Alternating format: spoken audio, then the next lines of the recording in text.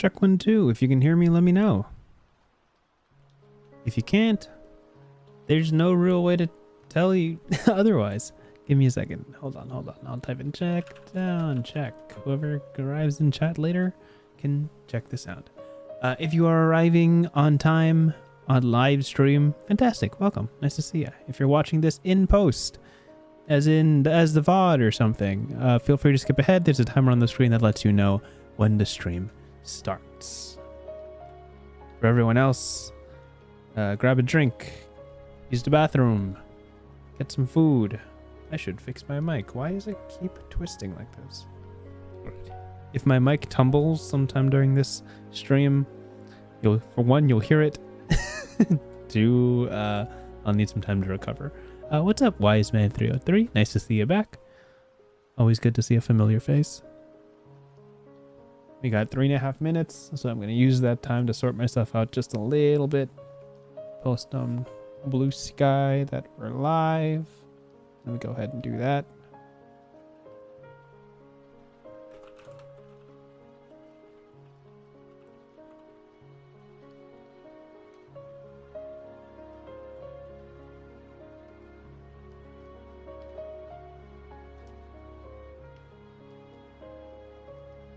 Great. Cool.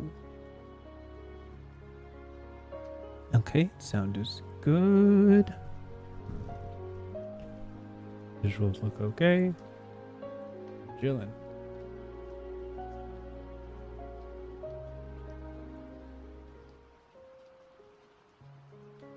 Hello, Lope. Nice to see you. I feel like it's been a second.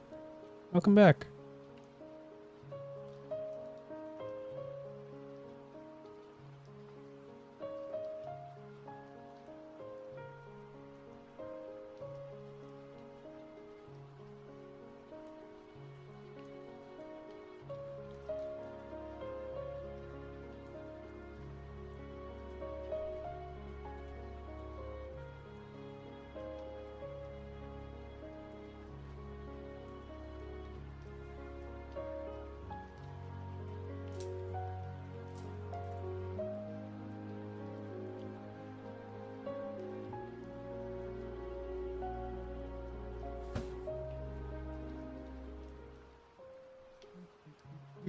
Hello, Wing Chin. Welcome back. Nice to see you here.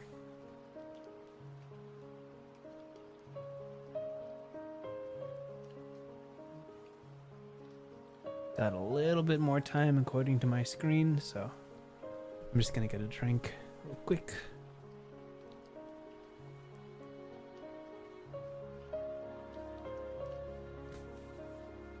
Ooh, let me fix some things on the back end. Appreciate that. What the heck? Read it out. I love mecha and I love RPGs, but I've only really looked at Battle Century G Remastered. This will be interesting to see you read through it. Thank you for the $5. That's really kind of you. I never really expect those. So that's cool. What a nice little start to the stream. That's really kind. Eric Vitor, welcome. Nice to see you here. We'll be starting in a little under a minute. For people who were here last week, golly gee, I hope I do better in covering more of the game this time around. We had a great stream last week. I think what were we covering? We were covering Break, the tabletop RPG. We're having a wonderful stream, lots of interaction from the chat. A little too much interaction from the chat that we didn't get to cover as much as we wanted to. So this time I'll be a little more diligent. I'll make sure we actually get through parts that are really important to talk about. So settle in. Do let me know if the stream starts lagging. I'm getting a little bit of buffering on my end, but hopefully that evens out towards the start of this stream. All right, and without further ado, that's the start. Let's get started. Let's get into this. Gosh, my mic is teetering. I do not know. I will have to fix this later. I gotta figure out what's going on with that. But anyway. Wow, we're not supposed to do the book cover yet. Hide it. Hello, everyone. Welcome to the stream. Welcome back to the 99 More YouTube live stream where we cover 99 more tabletop RPGs. This is game number 70 of 99, the big 7-0, which means we are 7/10 of the way to the very end of this 3-year series. Today we're covering a game from a genre that I myself do not have the courage to run, though I do love it very much. For people who grew up on things like Gundam and its many varieties, for people who grew up with any sort of robot, gosh, I'm blanking on so many right now. I'm thinking of Reboot as a weird sci-fi thing from way back when. I'm thinking of, I don't know, Metabots. I played Custom Robo as a kid. I don't know, mecha in its as a genre, very fun. I have a lot of fun memories. Gurren Lagann, of course, and if we're talking anime references, the genre of mecha is near and dear to me, but boy do I not have the courage to run it, because I myself am not too steeped in experience, so to speak. So when we look at the world of mecha related tabletop RPGs, there's a couple recently printed, and when I say recently, meaning within the last decade, recently printed that come to mind for me. For most people, it is a game called Lancer. Lancer is a very thorough, very mechanical, crunchy game that a lot of people like. To mind, also for me, comes Spectres of Brocken, which chooses to tackle the more emotional side of the war-torn world, and how it forces, how the setting forces youths into these compromising positions, a la Evangelion. And those are two of my major pillars of mecha tabletop RPGs. And the third, for me, for a while now, has been Beam Saber. Beam Saber is a very popular tabletop RPG that came out in 2019 and has been widely acclaimed as a very, very good way to enter the mecha tabletop RPG space. One of these major reasons is because it's based in the Forged in the Dark rolling system, which is a very popular thing developed by John Harper. I think I got a cover of that. Some people recognize Blades in the Dark and its system Forged in the Dark, upon which dozens of games have been built upon. This is no exception. So I would say, as someone who hasn't read Beam Saber as thoroughly as I would like to, this is not my first foray into reading it, but it is certainly one of my it is certainly my first real venture into reading it with any sort of high concentration, I guess. I was basically vibe checking it for the last few years, but I'm very excited to cover this game because it has been on my periphery for a very long time.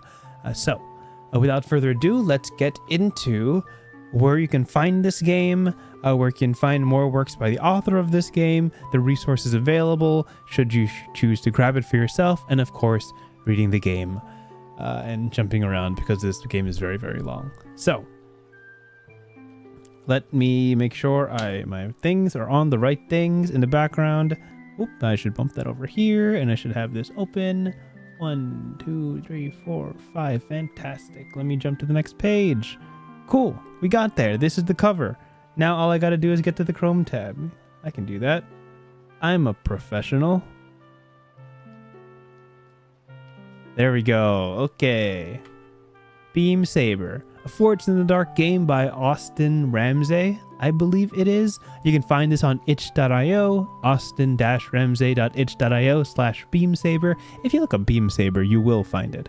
It has been widely acclaimed, winner of the 2022 Dicebreaker Tabletop Awards People's Choice Awards, winner of the awards 2023. This game is also available in physical print. If you should scroll down, you'll find many supplements for this game written by a number of people, not including the author and a dozen others. You can find many examples of actual play if you want to see this game in action in itself. You can see interviews for the author, of course. I just listened to a little bit of a podcast of Yes Indeed that covers a little bit of Beam Saber. This was released in 2019, so it is 6 years of 6 years of play and reviews. There is much coverage of this already, should you not want to dive in right away and purchase a copy for yourself. But if you would like to, there is in fact a quick start guide that is entirely for free. You can get it at the bottom of the page here. Let me see if I can find it. Yes, there's a demo down here. Quick Start Guide. This is all in plain text. There's no visuals to it, but if you just want a glimpse on the rules, a vibe checks, so to speak, of what this game is all about, you can grab this entirely for free and then check out the game itself. But I'm going to start reading from the top. We'll jump around just a little bit just to get a quick brief on what this game is all about, and then we'll dive into the PDF itself. So, is a Forged in the Dark game. Again, that's a game that is based on the system from Blades in the Dark.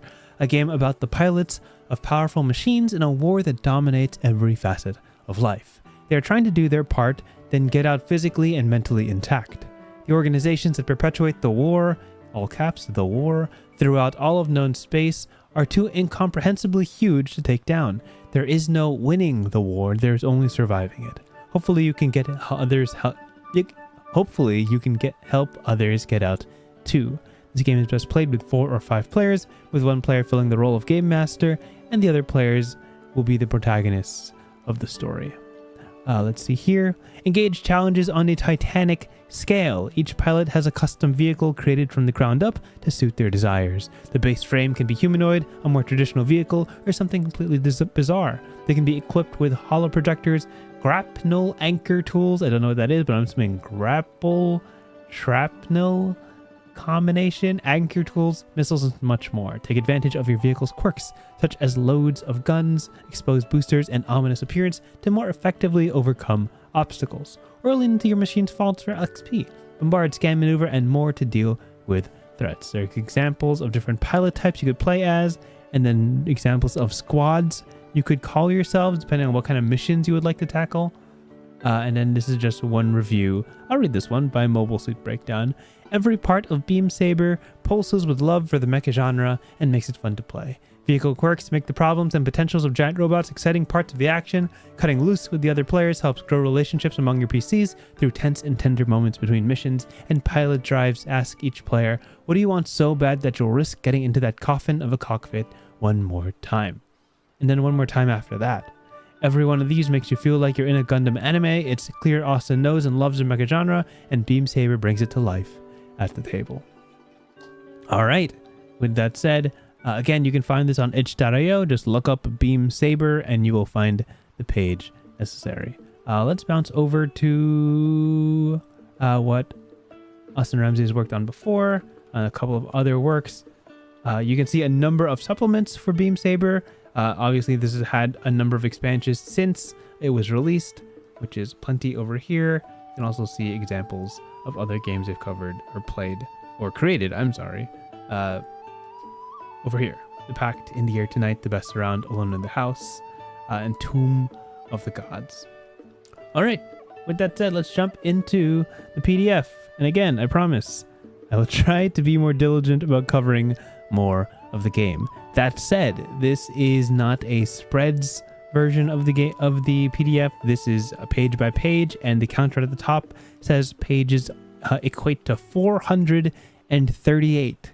So if I just hold down the page down button here, there are many pages of this game, and we will obviously not have time within this next hour to cover all of it, but we will try to cover what is most important to us. So let's get into it.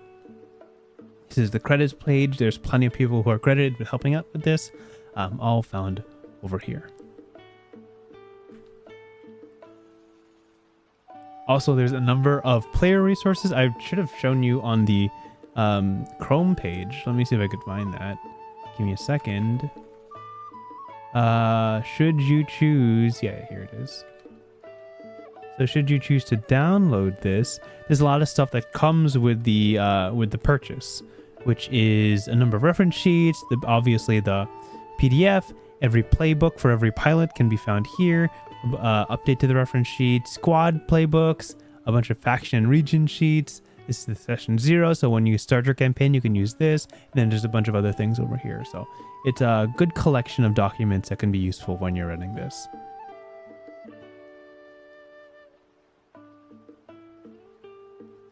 I really should have like a more sci-fi music background, right? For streams like this. But maybe that's just me. Okay, let's look at the table of contents and see what we're interested in. Obviously, we must start with the basics, just understanding what this game is all about. Touchstones will be really cool. See what sources of media have inspired this game. Obviously, we want to look into what the action roll is. I'm guessing it's going to be like Blades in the Dark, but let's see how that changes or if there's anything different about it. We're more familiar with the clock system already.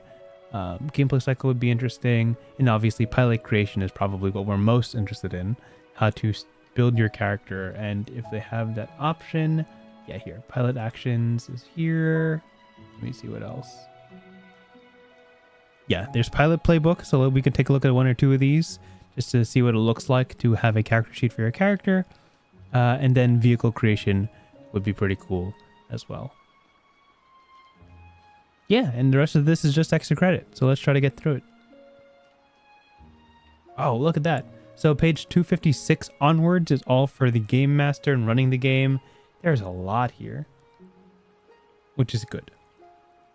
Yes, it looks like 314 onwards seems to be lore documents. Look at this. There's a bunch of models for robots, I'm assuming. We could check this out later, maybe. List of factions, list of squads, random generation tables, always very useful. Great. So this PDF starts off with a story, a short story, introducing the game or the tone or theme of the game as a whole. We're probably not going to read this only because it's relatively long, but it's if you manage to pick this up, feel free to read this. It seems pretty good. 1, 2, 3, 4, 5, 6, 7, and it's illustrated. 8, 9, 10. 10 pages. That's a good story. Look at that. Maybe one of these days I'll read like the intro pages of tabletop RPGs as like its own separate thing. That'd be kind of cool. All right, the basics. And look at all this art. Oh my, these are 2 full-page spreads. This is the end of the intro story over here. And this is just the basics. So I'm seeing... Okay, let's look at this real quick. So I'm seeing... These are normal people, right? Here's an alien. And then here's... I'm guessing this is one of the Beam Saber robots. I wonder if they have like an official name for the robots. Maybe they're just called mechs. Here's one as well. Here's one as well. This one looks more like a creature. Like a quadruped, which is kind of neat. Yeah. Another full page spread. Oh my gosh. Lots of art in this book. Okay, here we go.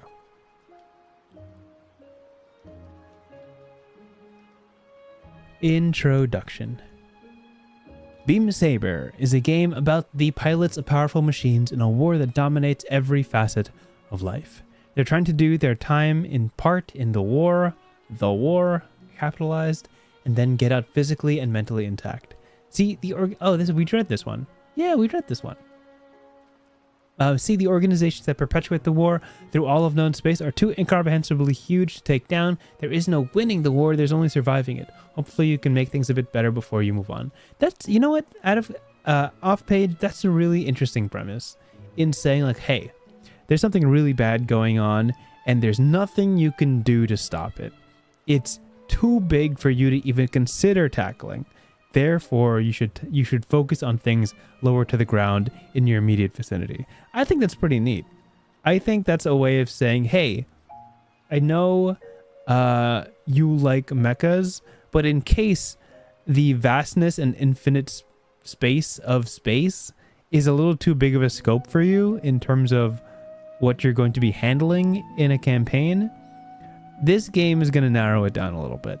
We're gonna focus in on one spot. So you don't have to think about all of space. And that's a kindness to the DM, honestly. That's a kindness to the game master. That the plot of your campaign doesn't have to be players get to end the war, you know, in capital letters.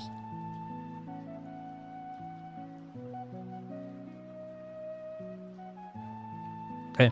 let's take a look at the premise of this story. Centuries after humanity abandoned a rotting earth, blighted by their follies, the Isian conflicts Isian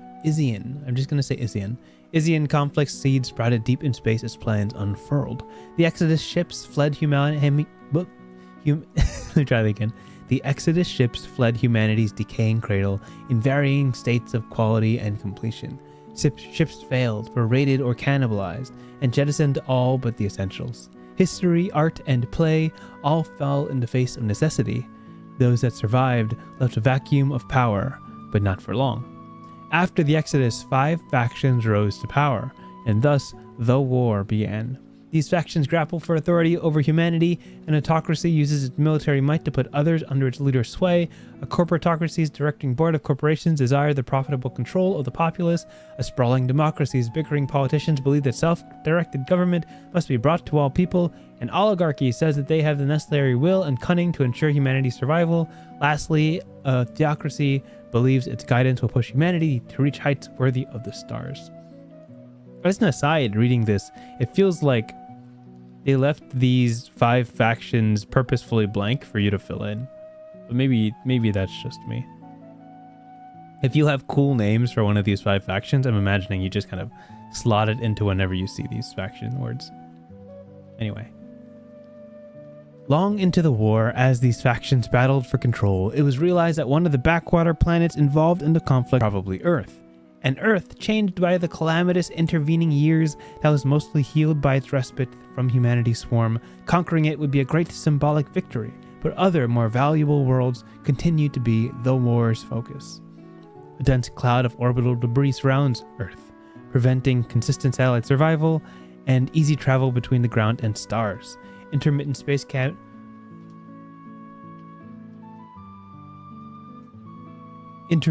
combat around the planet and throughout the system complicates this further.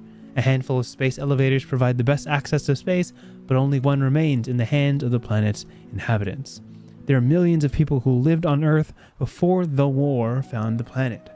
Regardless of whether this planet is really humanity's birthplace, it is Earth to them and their home. Across the planet, they resist the off-worlders, their organizations, and the war in many different ways.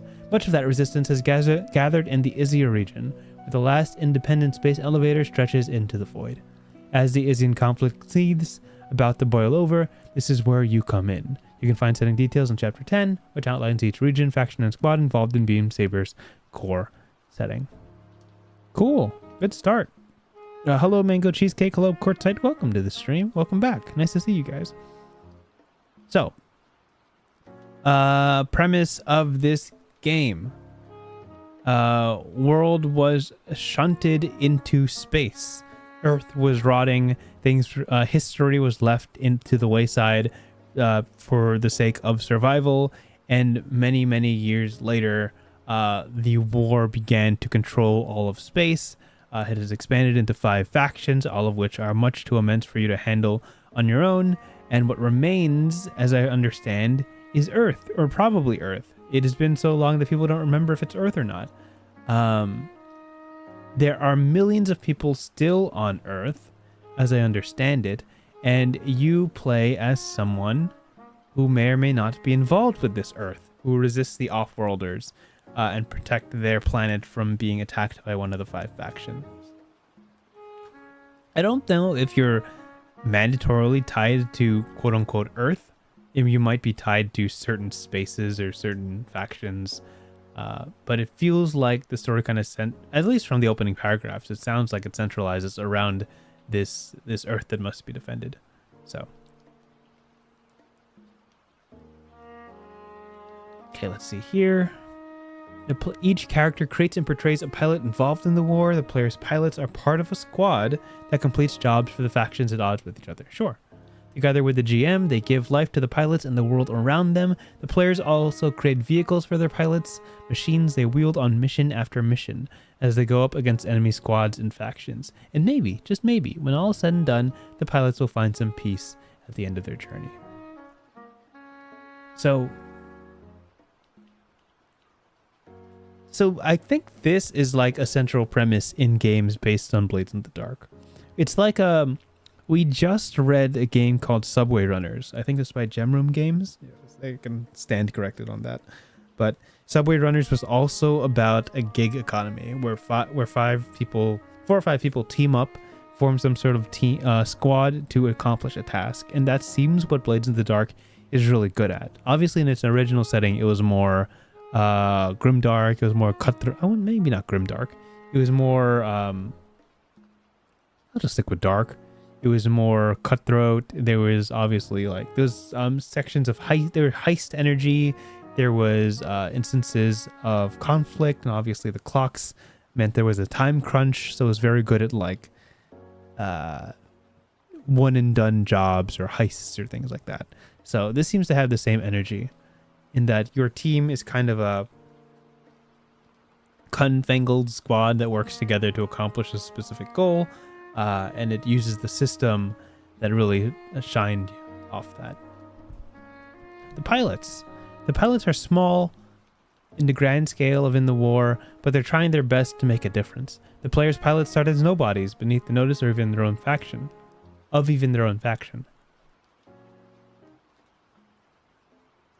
But as they crawl out of the meat grinder time and time again, people take notice. Personnel, resources, and glory are awarded to them. However, this prestige comes with vendettas, suicide missions, internal politicking, and greater challenges. As they rise to each challenge, or don't, the war continues to heap hardship upon them. There are 10 pilot types players can choose from. Each pilot type faces the war in a unique way, and all have a powerful vehicle at their command.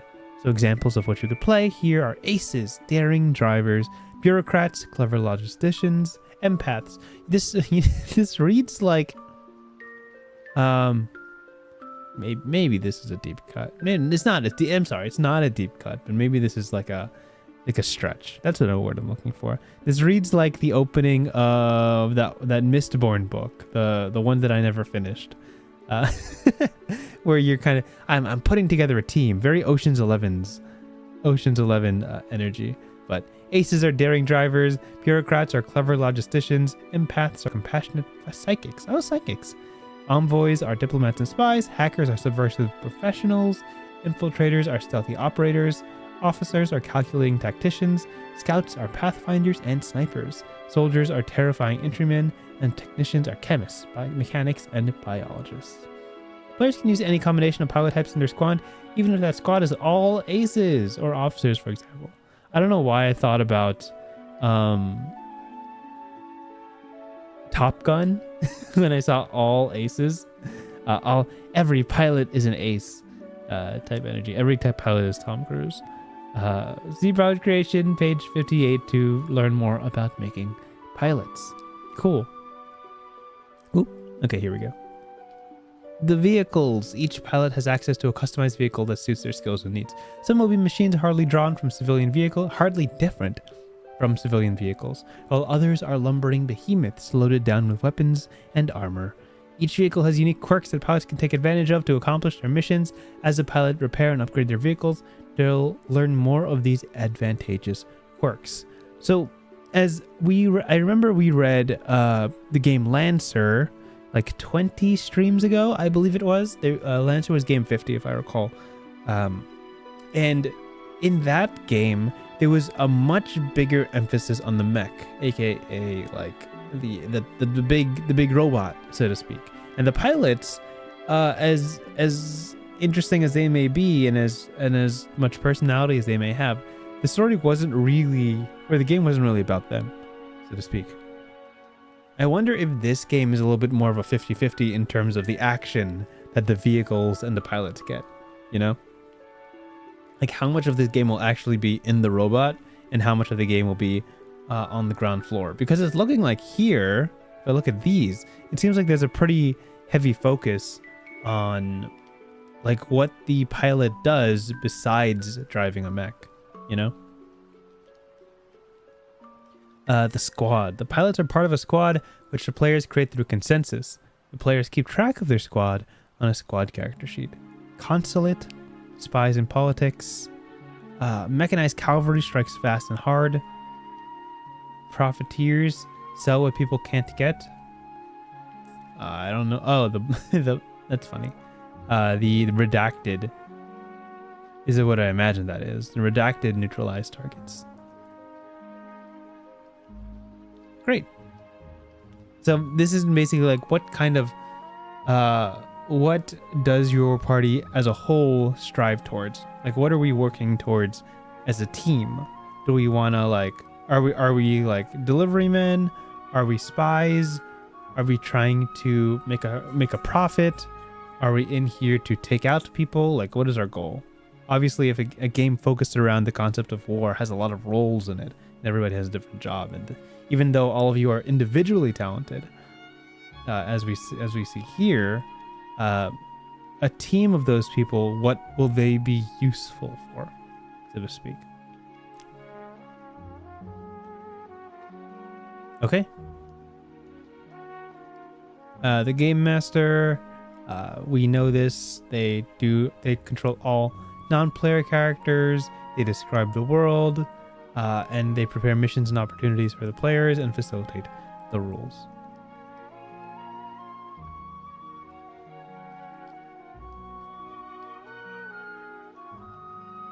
Okay, I think this is an interesting paragraph.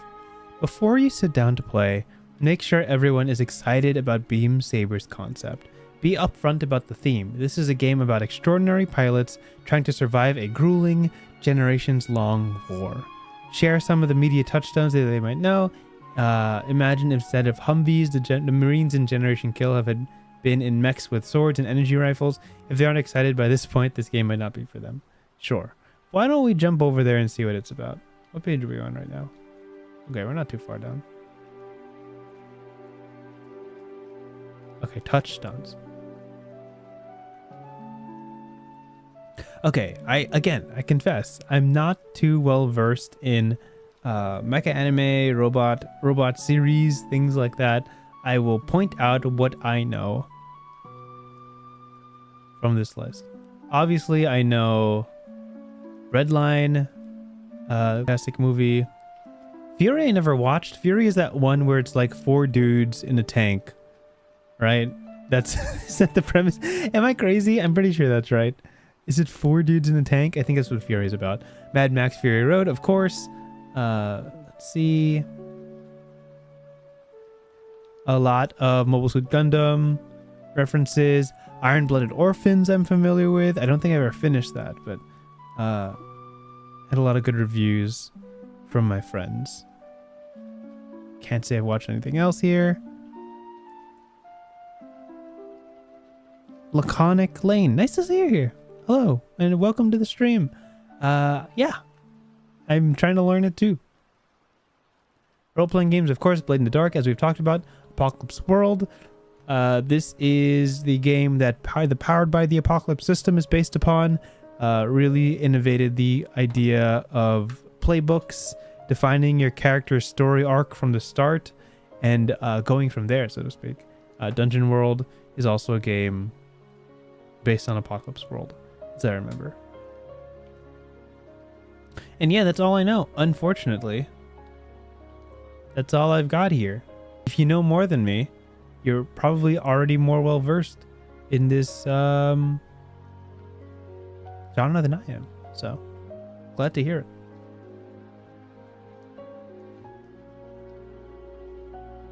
All right, and this is for people. This is for people familiar with Blades in the Dark. The difference is if you've already run Blades in the Dark before, you can look at this to see what kind of knowledge you need to adjust. We don't know. I'm not going to assume that the audience today knows much about Blades in the Dark. We're just going to go with what the book tells us about the game.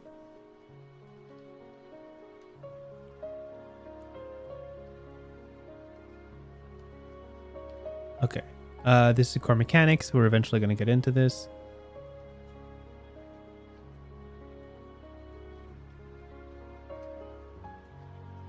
Right. This is just kind of like you can I'm explaining you can slowly onboard your players about certain rules. This is also how I felt about Powered by the Apocalypse games. I really like when you can teach a game and play a game in the same sitting. You know? Like, I'm kind of almost past the point, as long as it's not like a campaign. If it's a campaign, then obviously you take your time and do your thing. But I'm past the point of introducing someone to a game for a one-shot.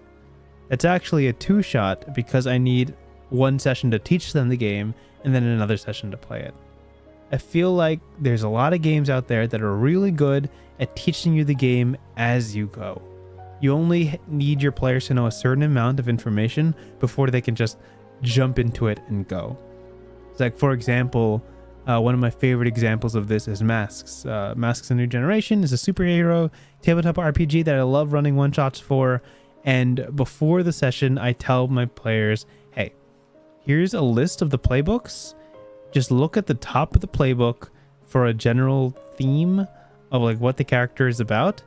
Pick a playbook that fits your ideal, the ideal hero you want to play for this game, and just tell me what playbook you're picking. And then on top of that, tell me what superpower you want your hero to have. And genuinely, that's all they need to know or prep before the game actually starts. And within 34 hours, I can teach them the entirety of the game, not the entirety, majority of the game, as well as have a session where they play it. So, I'm really big on light player onboarding. I'm really big on making sure that process is as seamless as possible, whether it be through digital or physical tools or helpers, whether it be through a very simple premise and a very simple role system. For heavier, denser games, I feel like people are a little more resistant. Obviously, there's a bunch of really great games with a lot of crunch, but when it comes to introducing people to the concept of a new game, which is where I'm at right now, I don't have a big pool of players that are already down to learn a game, right? Not everyone I know has already played 10 other tabletop RPGs. Most of them have only played that one, right? So when I need people to get used to playing a different game, I need it to not be laborious, so to speak. I want them to be able to jump into the game real quick. I want them to show them that onboarding for games can be really lightweight. I feel like Masks does that really well. I say, hey, pick a playbook, pick a superpower, and that's it. That's all you need, right? And then we'll go, right? I find that, and I'm going to do this tangent for like one more minute, I promise. I find recently with I can name drop it, with Dungeons and Dragons, if we're not playing online where I have all my resources available, if we're playing in person, I find it really hard to get all the resources I need to just play the game right there and like have them enjoy the game in the first sitting.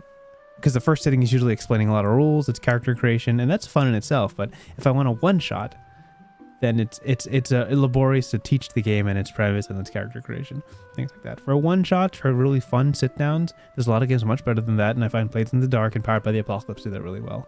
End of rant. So, this is all to say that what the page that we're looking at is basically saying, hey, there's a lot of rules, there's a lot to kind of get used to, especially for people who only know one other tabletop RPG. It's a little difficult to get into the system and understand a new system. You don't have to teach them everything from the jump. Just teach them the dice rolls, teach them the basics of how to interact and how to roll for chance, and then go from there. All right, that was a little bit of time, but hopefully that wasn't too long. So, this is Blades in the Dark. So, Beam Saber, just like Blades in the Dark, uses only 6-sided dice on all of its rolls. Usually players or the GM will gather a pool of dice and take the highest number to determine the result. That's it. Just take that. That's basically the game. It's basically the whole game. However, there may be times when a person has 0 dice to roll. If a person has 0 dice, they take 2 dice and take the lowest as their result. Yep, and it says it's okay to introduce rules a little bit at a time. The rules are designed so you can get by only using action rolls. Just use a risky position and send it effect at first. Right.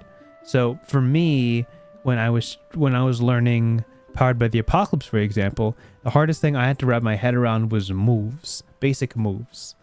Understanding what the heck it meant to take action and then roll for it. So I imagine these are just the most basic possible moves or action rolls that can be done in this game in particular, that most players will intuitively get without having to relearn something entirely new. Yeah. If a player wants more dice on a roll, explain stress and pushing yourself. When the squad combats many foes or a higher tier foe, tell them about effect. The game works best when all the rolls are in play, but the group can build up to that. Yeah, great, wonderful.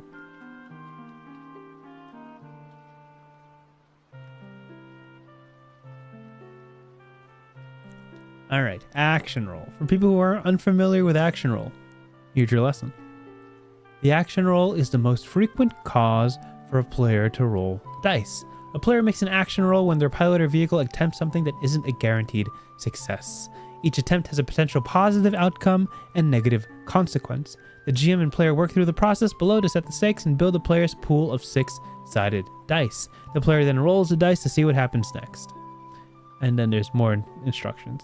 So this is the premise of the entirety of the rule system. And this is kind of Blades in the Dark in a nutshell, right? The player describes their pilot's goal and how they intend to achieve it.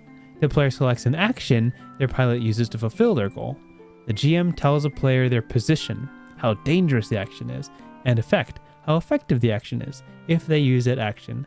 Default to risky position with standard effect if unsure.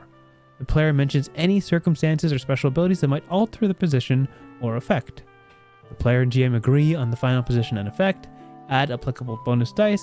The player rolls dice equal to dice, then selects the highest number rolled. If they have a total of 0 dice, they roll 2 dice and take the lowest number rolled as their result.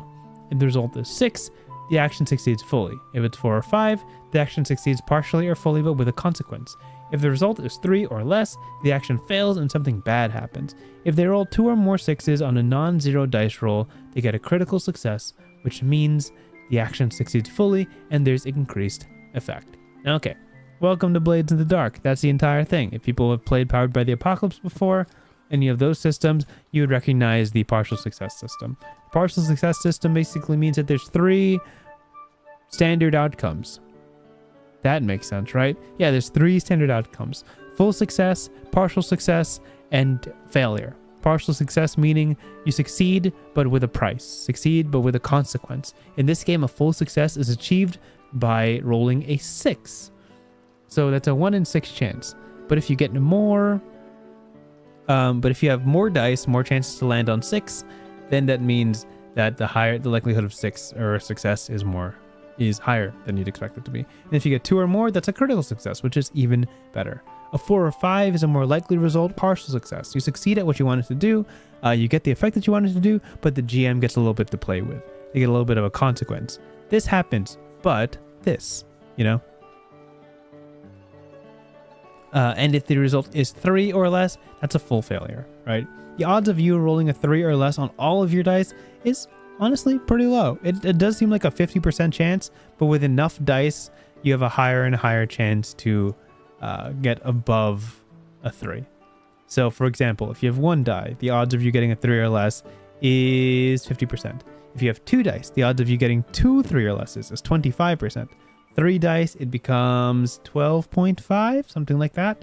So the odds of you failing get lower and lower and lower. So it's good to find the places where you can get bonus dice. The bonus dice that says here probably come from things like your pilot type, or certain actions you take, or certain advantages you get from your mech, or things like that. So the odds of success are always in flux. The DC or difficulty level, as you might know from D&D, is always at 6. It's just how many dice do you need to get the 6, or how high can you raise your odds before having to roll. Yeah, cool. All right. I hope the stream's going well. I keep getting pings that the internet is not amazing. How are you guys doing? It looks like the stream is going well. Great, cool. If you guys are buffering, I apologize in advance. Okay. Let us Okay, so here. So it does look like, from what I'm reading, and I'm not going to do this whole thing because there's a lot here. It does look like there is almost equal play between the pilot and the vehicle. So you're going to see a bunch of stats over here. Let me see. Yeah. So these are actions. Actions are things that you want to do. And when you do an action roll, it is things that are left to chance. So say I want to wreck something, or I want to study something, right? So those would require some sort of action roll, and you would, depending on the attributes that you have, which I'm assuming you get from character creation and or advancement, you will have better chances of succeeding on that.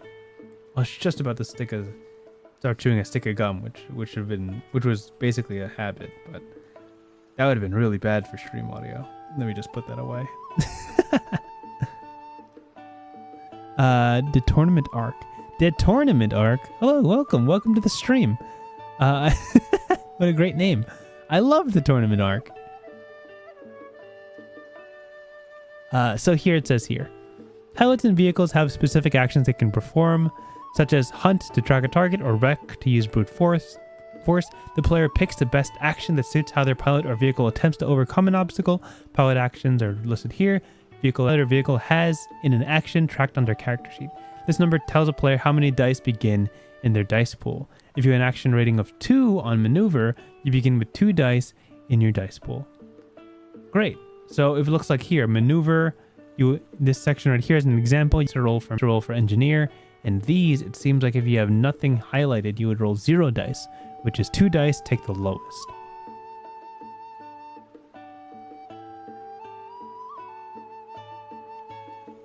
Great. Yeah, cool. That's that.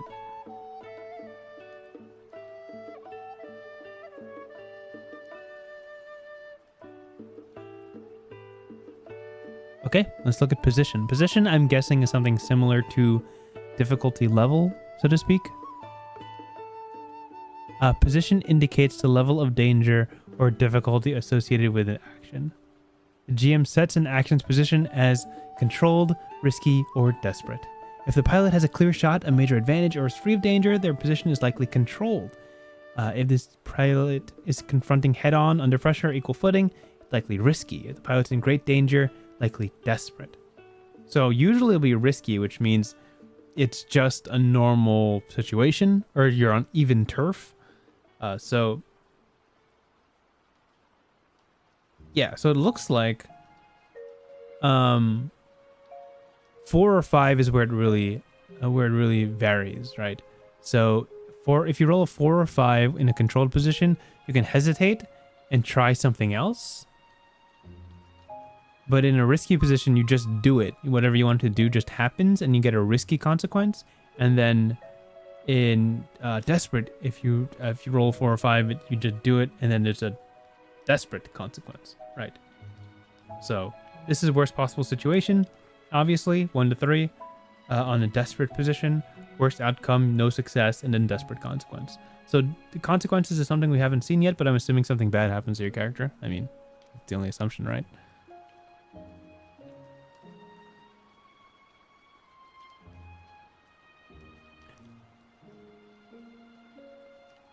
Okay, so effect is basically the results of what happens during your action. It's what you're fighting for, basically. So, for example, I want a generator to blow up, right?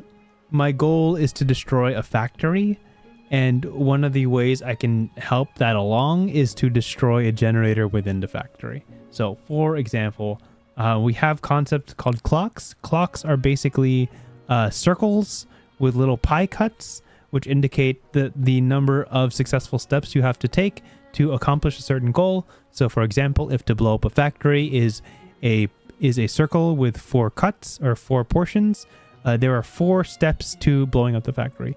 1 is probably breaking down the door. 2 is probably getting rid of the person in charge.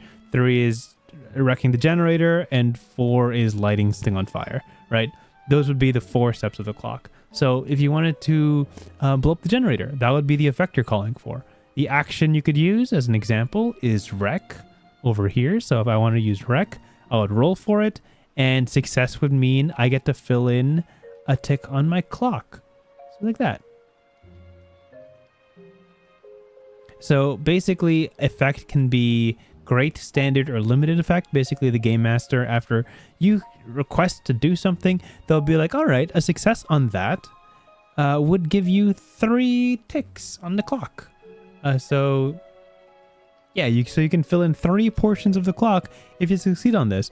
As a price though, this is going to be a desperate position. So getting 3 ticks is very difficult, so I'm going to say you roll for a desperate position, which makes your roll more risky. If you succeed, it's really, really good. But if you get, but almost more than likely, it's going to be at a great cost to you. So, yeah, that's effect in a nutshell.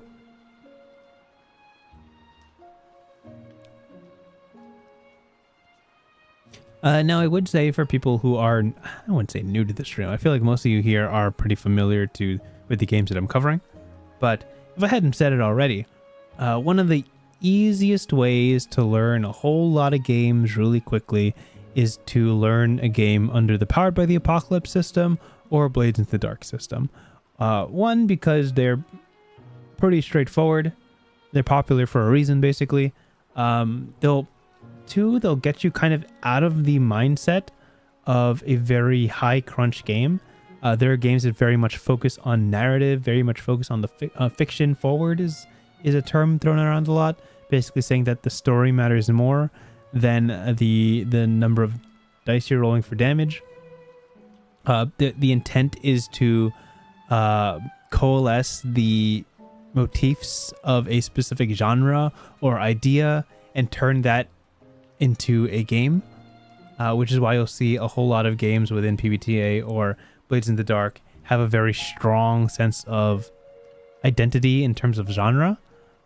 So to my second point, it's a great way to kind of break the mold and get you used to thinking with not only a simplified rolled system, but also a different focus of your game. And number 3, if you learn them, you'll learn dozens of games. Like, I have never read page 32 of Beam Saber before, but boy, can I explain it, because I've read like 5 other games built under the same system. So, learn one, learn a dozen. It's really useful. It's really great. Systems are pretty awesome. Those are, I would say those are the 2 most famous and or popular in the modern era of tabletop RPGs. Even if you're not that big of a fan of those systems, it's worth learning and understanding in case you run into a game you really like and it takes mechanics from those 2 systems. So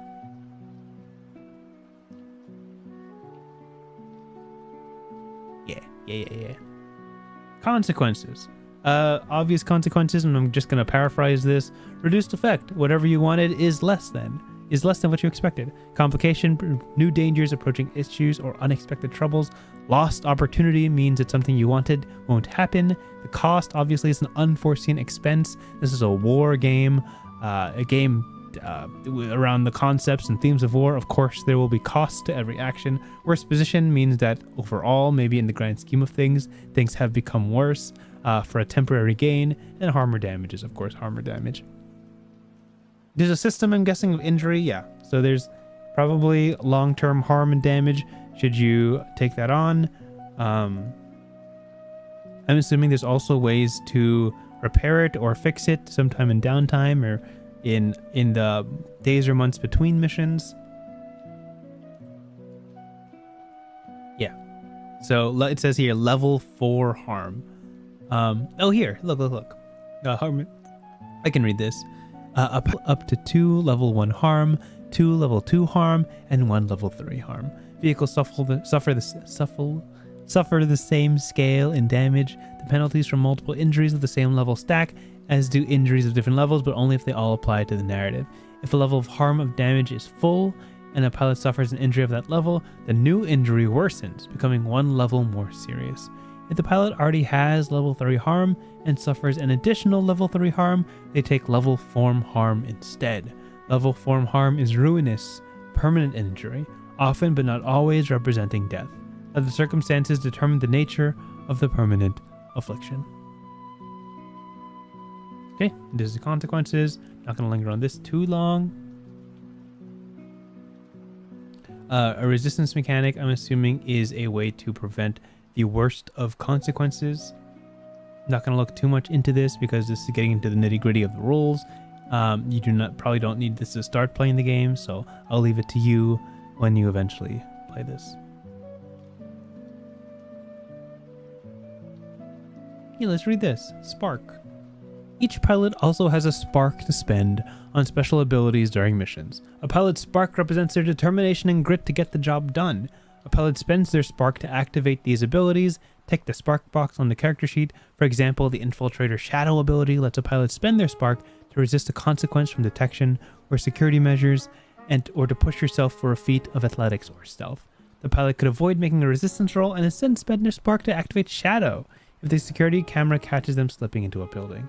But spend that one spark wisely. Once the spark is spent, you can't golly, that's a tongue twister. But spend that one spark wisely. Once the spark is spent, it can't be used again until the beginning of the next mission.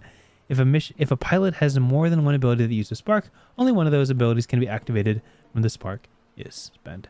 Okay, I think we have a pretty good grip on the basics of this game. I'm just gonna quickly glance over what is next. Great. Cool. This is a clock system as I described before. This is basically showing you the difficulty of a mission and how many ticks you have to clear, ticks you have to fill to clear a mission. Or you could do a backwards clock, which is a countdown, which records penalties or limitations to your time to accomplish something. Clocks are really useful. Probably my favorite part of Blades in the Dark are clocks. I would totally use this in other campaigns. Clocks, gameplay cycle, cool. I don't want to skip too much, but I do want to. We have a little less than 30 minutes left of the stream, so if you don't mind me, I'm going to jump over to a couple of pilot playbooks. I just want to see what kind of characters we're dealing with here. The pilots. I do love these full page spreads. They're really cool. There's another one. Nice. Okay, how are we going to do this? Choose a playbook. This will guide your pilot's methods for carrying out missions. Add the 3 starting action points from your chosen playbook to your character sheet. As you add the action points, note that no pilot action or vehicle action can exceed 2 points during character creation. Who were you before the war stole from you? This is your history. Put 1 point into a pilot or vehicle action that expresses it. How have you experienced the cost of war? This is your tragedy. What were you doing after your tragedy? This is your opening. Put 1 point into a pilot or vehicle action that expresses it. What do you hope to change in the world? This is your drive. Assign 3 points by dividing them among the vehicle actions. Put 2 points, flip between any pilot or vehicle. Okay, so I was going to say there's a lot of points here. So start with 3 from your playbook. Put 1 in your history for history. 1 for tragedy, so that's 3 plus 1 is 5. 3 for vehicle, and 2 for anything. Okay, why don't we give it a try? Pilot playbooks.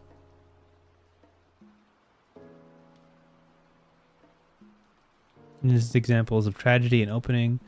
Great. And this is call signs. I'm sorry, I'm skipping through this. This is mostly character creation, facial details. This is like physicality, personality, things like that. How to tackle your history and your tragedy and your drive. Oh, this is your motivation. I see. So, for example, kill the man responsible for destroying your hometown, become a famous pop idol, build a horse ranch away from the war, develop a weapon that could end the war. Things like that would be your drive.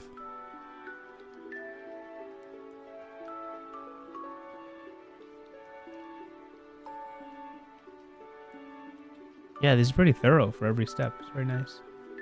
Okay, so it doesn't really mention, it doesn't talk about playbooks. Oh, here, playbooks. Great. Okay, so Ace is 1. Bureaucrat is 2. Empath. Envoy. This is the diplomat, I see. We can roll for this. Hacker. Okay. Traitor. Oh, I'm sorry, I said traitor. Infiltrator. I mean, officer, scout, soldier, and technician. I think that's the last one. Yeah. Okay. So let me roll a d10 and we'll see what we can get into.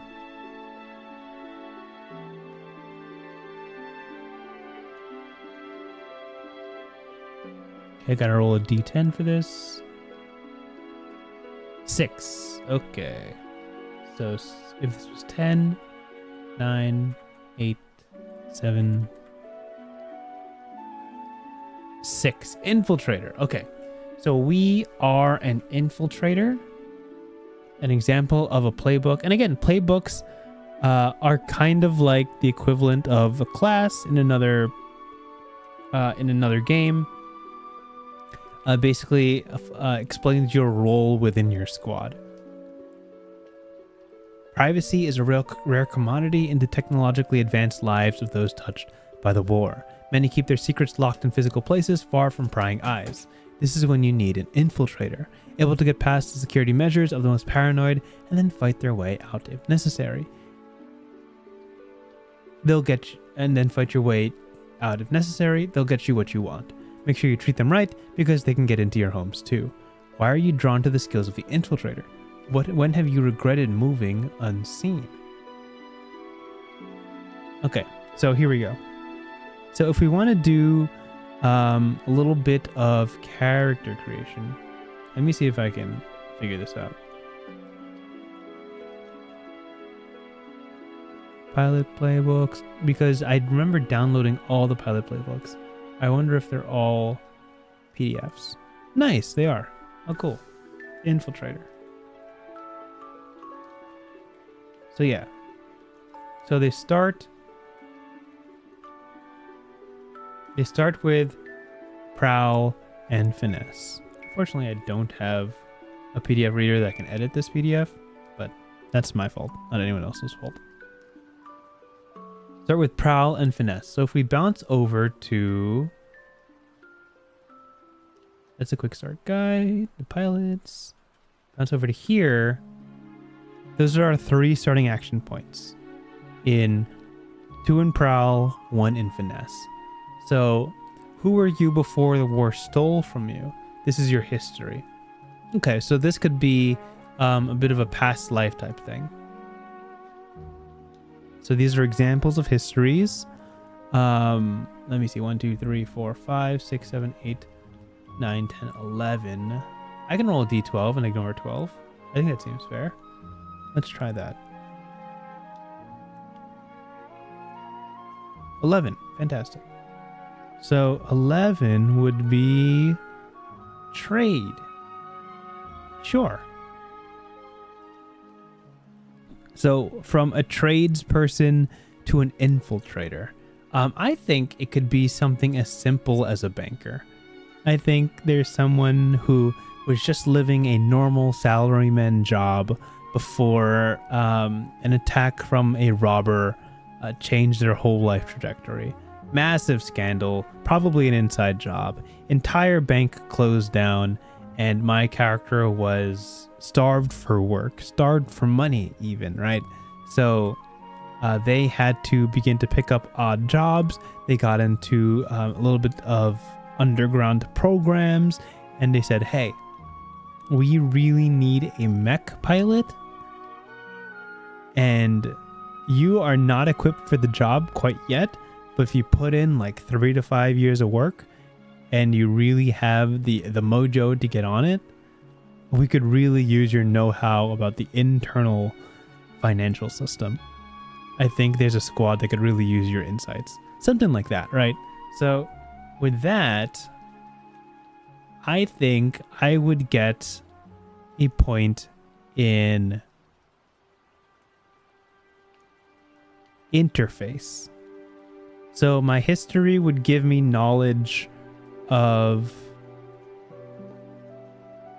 how to interact with certain systems, and I would put a single die into interface, and that would be from my history. So next would be tragedy. What were you doing after your tragedy but before you joined your squad? This is your opening. So we talked about losing our job in a scandal at the bank. It's not the biggest tragedy, of course, but it's certainly something. Example tragedies: hidden mass grave, lone survival of a militia, family killed and collateral damage.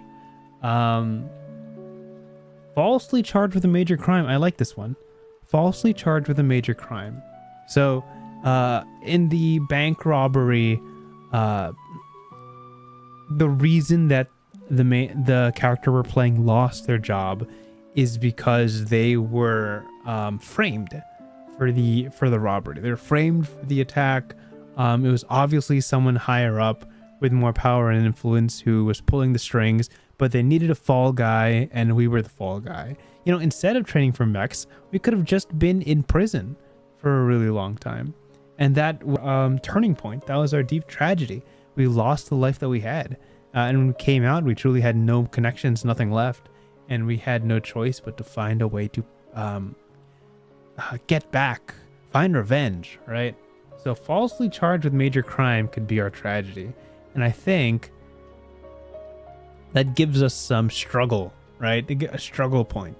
So we've got one in interface, one in struggle. And that's 5 of our points so far. So if we bounce back, we have drive. Drive doesn't give us any points, but I think our drive obviously is to get revenge, right? Revenge on the people who framed us. That would be our drive. Assign 3 points by dividing them among vehicle actions. I still don't have any idea how a banker became a mech pilot, but I'm not going to question it. So my vehicle, I feel like if I was do we have to pull up the notepad? Is it notepad time? Let's find out. Is it notepad time? Oh, notepad's so big. So right now we are. Oh, let's get the font. I gotta move my cup over. We are infiltrator, right? History, trade. Well, we could do trade. Banker, right? +1 interface. Tragedy. And this is framed for crime. And this gives us +1 struggle. Struggle.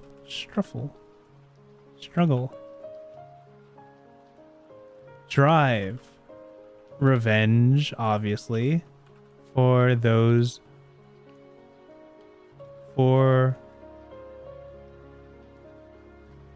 lost livelihood. Very selfish, obviously, very self-centered, but that's okay. That's allowed. Right? And then we're going into assign 3 points by dividing them among vehicle actions. So my gut feeling is that, I'm sorry, I'm going to cover chat for a little bit, is that my robot, the mech that I eventually command, is not really a go get 'em destroyer type mech, right? It seems like it's more of a manipulative type. It's more man in chair energy. It's more run the numbers, break into securities, things like that, you know? So I'm thinking we get let me see, vehicle makes sense for me. +2 manipulate, right? That seems right. And then +1 scan, because I'm going to know the ins and outs of banks, right? I'm going to understand money flow. So I'm not going to be the demolitions guy. That's going to be someone else in my squad. I don't need to be that guy. I'm going to be someone else. I'm going to be the infiltrator. I'm the one who gets in, gets the info, and gets out. That's me. So maybe I'm not the smooth talker, right? So I'm not going to do manipulate there. I think. Actually, I don't think I'm going to be in. Should I manipulate? No. I'm not. I don't want to be the smooth talker. I think maneuver. Right? If I'm going to be using my mech to get into places, I think maneuver is the way to go. If I'm the infiltrator, right? I'm imagining like a spider type mech. Crawls and vents and things like that. Not too big. but can like navigate the walls covered in lasers type thing. So I'm thinking +2 maneuver, +1 scan. Makes a lot of sense to me. And then last but not least, 2 points anywhere. Great. 2 points anywhere. So that looks like to me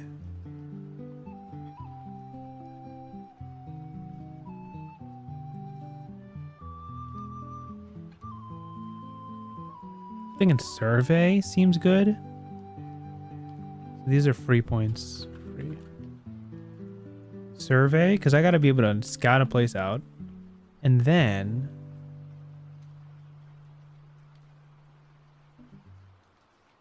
command consort sway interface.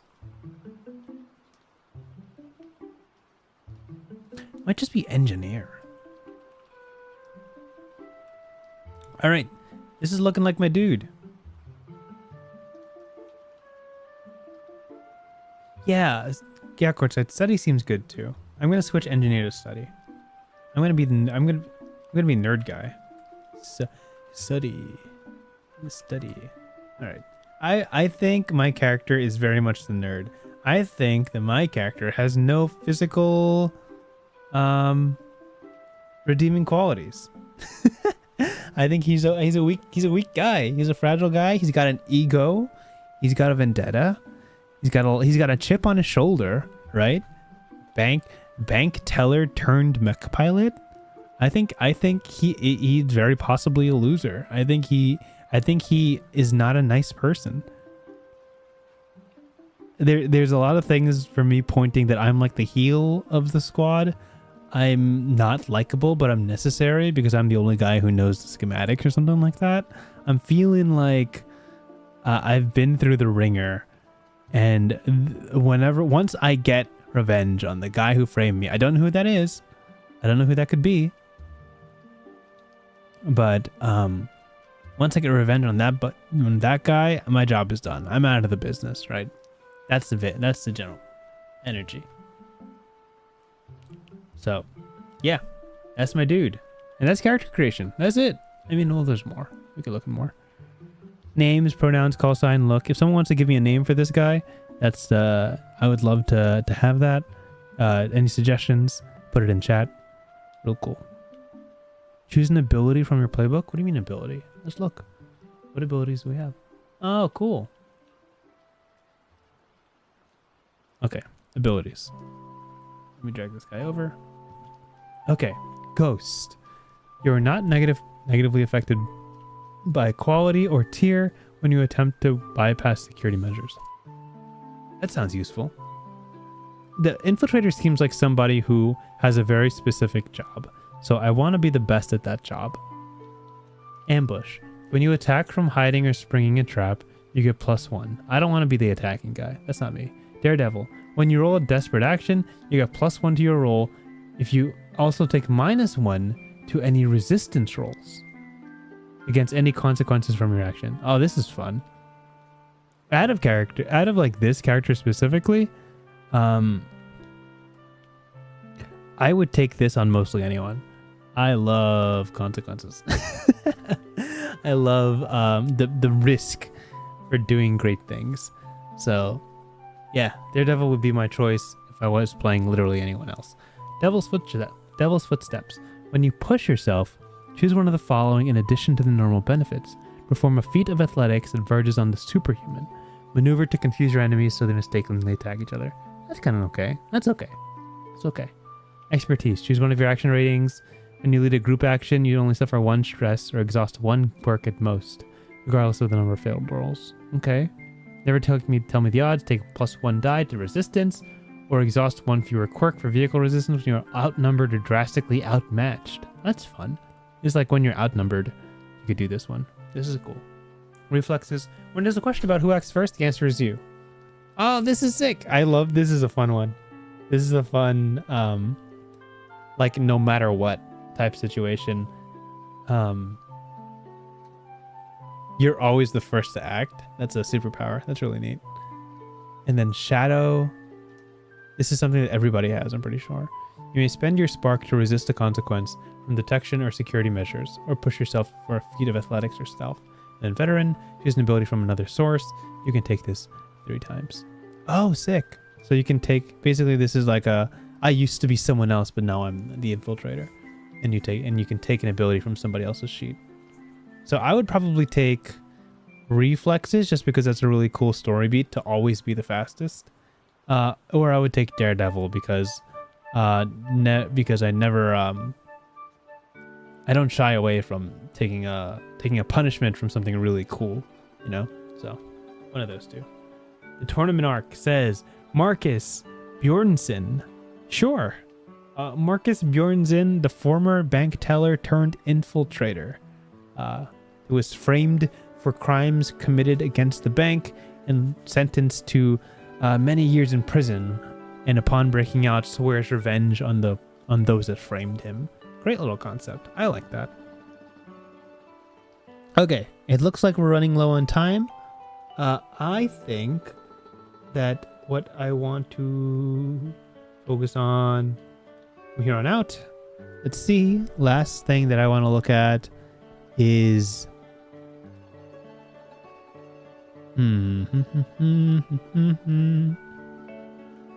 list of factions. List of factions is okay. The vehicles in the world. Oh, light. Okay, this is just vehicles in general. Okay, so there's rules for vehicles. I see. So this is a little bit more complicated than the typical Blades in the Dark because it's not just you, it's also your transportation, so to speak. There's basically different mechanics that come into play when you're actively in your mech. It seems like, from what I can tell, and this is I think this is very different from Lancer in that Lancer's like 90% mech, 10% human, right? There seems to be a lot of what is that word? There's a lot of freedom in what you can do as just a regular dude outside of your mech in this game. There's a focus on the human inside, so to speak. Not to say that there aren't a lot of rules for the vehicle. The mech does have a lot of powers here, and obviously they get into more complex, larger scale battles. A lot of rules are tailored around their abilities there, and these are just kind of going through the different action roles you can do as a vehicle. But yeah. 4 quirks. Oh, what are quirks? So, my big question for this game, and I'm sorry we're getting to this in the hour 20 mark of this stream. What makes their vehicle system unique? Like, what is the what is the mecha portion of what is a customizable mecha portion of this game that people are looking forward to? It seems to be quirks. I don't know what those are yet, so this is probably the last thing I'm going to look at. But let's see what that is all about.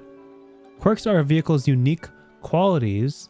A pilot who's familiar with those quirks can use them to their advantage. However, these quirks aren't wholly positive. If a pilot expends all of them without maintenance, the vehicle suffers a breakdown.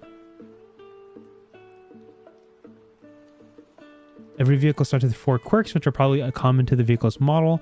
The vehicle may earn more quirks by filling the enhanced track or the enhanced down. These additional quirks are unique to this vehicle. Each quirk has 2 descriptors that determine when the quirk can be used. These descriptors show how the pilot can push their vehicle in just the right way to get more out of it. If a vehicle has a roaring fast quirk, the pilot can push their vehicle for more speed and noise. When selecting your descriptors, make sure that at least one of them can be interpreted as a disadvantage, because struggling with your quirks provides XP at the end of session. Using quirks. Once per roll, a pilot can exhaust a quirk to push their vehicle for one of the following benefits. +1 die to a vehicle action roll, improved effect with a vehicle action, or taking a vehicle action when the vehicle has level 3 damage. This may activate certain abilities, like a hacker's Tesla ability, which triggers when the pilot pushes himself or their vehicle. Okay, cool. So it seems to me, in general, that quirks are modeled and designed by you. What they look like visually, how they appear in the action. This reminds me of superpowers in the mask system that it doesn't really matter what superpower you have. The way it manifests mechanically in game is basically the same. It boils down to these three things, which is good, which is useful because it lets people be really creative with the visual, and you don't get into the nitty gritty of like, do lasers explode or does fire damage deal something different from lightning damage, things like that. This doesn't seem to be delving into that level of complexity in terms of like battle maps and war gaming and things like that. So this really stays true to the Blades into the Dark system of, hey, don't complicate the really cool stuff. Just write down the mechanics of what happens when you use it down on a piece of paper, and then how it looks is entirely up to the player, which is its own variety of creativity. So cool. All right. So with our time coming to a close, this is Beam Saber. Beam Saber, to summarize the end of this stream, Beam Saber is a game built on the Forged in the Dark system, which comes from Blades in the Dark. It uses 6-sided dice to determine the results and consequences and odds of certain actions. It lets people, depending on how well practiced you are in something, how high you raise your ability in certain strategic qualities in yourself, you are allowed to roll more dice and increase your odds of success. This game in setting takes place in a world where 5 factions battle in the war, which is an intergalactic conflict that will barely be swayed by what you do and what you accomplish. So you keep your nose to the grindstone and really work towards specific jobs, specific goals that you really care about. There are specific actions that you can only do in your mech, and certain actions you can only do as a person, and every person on your squad has a different talent, usually. You could all be good at one thing, that's okay. Everyone in your squad has a different talent that you all use to work towards accomplishing certain goals. And you guys decide what the goal is, and in your variety, you find success. And also, great conflict and loss, as is any game based in wartime. Beam Saber is available on itch.io. It is written by Austin Ramsey. You can check their page over here, over on itch.io, and there are so many supplements as well as actual plays of people who have already played this game. It is very popular and very well celebrated, so you will not be alone if you play a game like this. Thank you for tuning in. That is everything. I lied. That's a terrible way to end this stream. That is not everything. This game is, in fact, 438 pages long. I covered maybe 50 pages. So there's a whole lot of lore that you can still uncover. Lots of interesting things about machines and factions and how the world works and ticks. You can discover that on your own time. If you want to check out the Quick Start, which is free on the itch.io page, you can basically download a demo to see if you'd like this game in the first place before you commit to buying it, which is available down here. All right, that is everything. See you next stream. We are covering, I believe, game number 71 of 99 is Monster Care Squad. So I'll see you guys then. Have a wonderful evening, a wonderful week. Till next time, stay frosty.